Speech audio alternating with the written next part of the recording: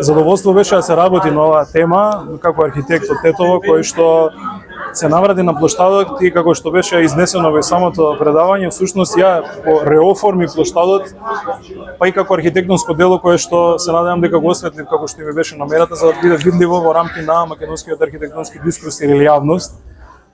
Инаку дело што е невидливо и непознато во дури во архитектонски кругови.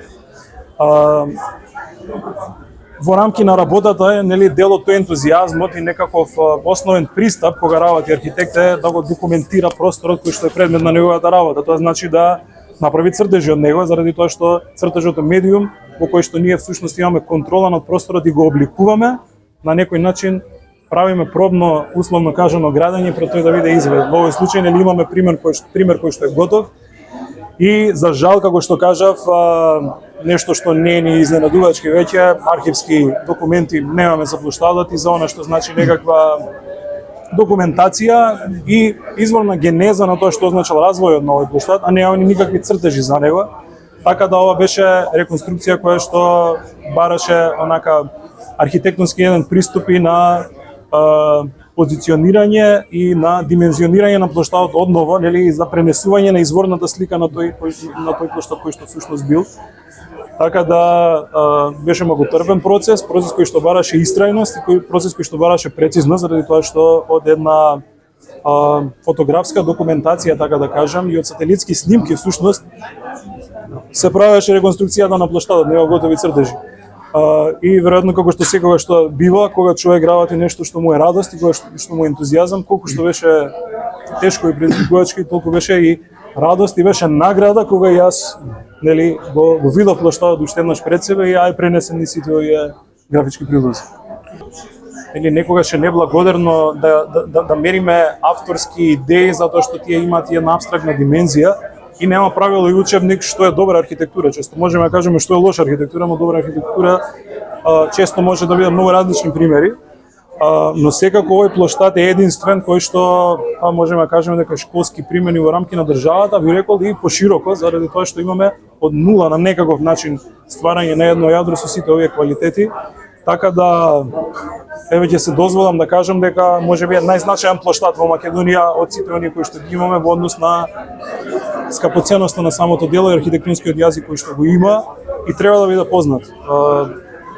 Ако ништо друго, затоа што веќе не постои плоштадот како сеќавање едно и нели како изгубено културно наследство, ама како познато културно наследство.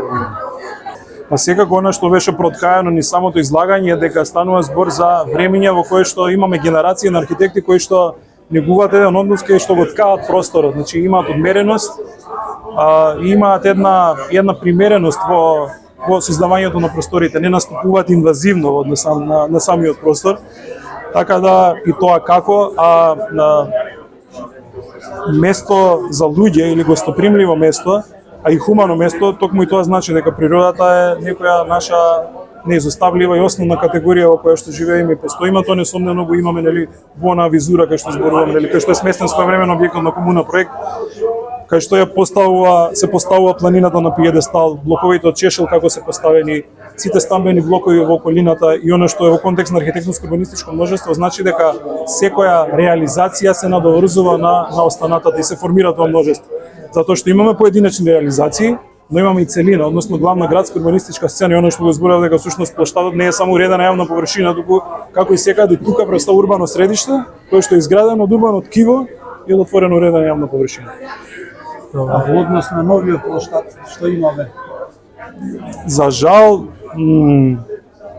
имаме бришан простор и имаме една празна површина, како се го кажа Бошко, некако нели полјана го кажа, и тоа не е далеку од оно што навистина го имаме. Таму буквално имаме нели повторно имаме некаков гес на бришање на старото, а овој пат и заменето со ништо.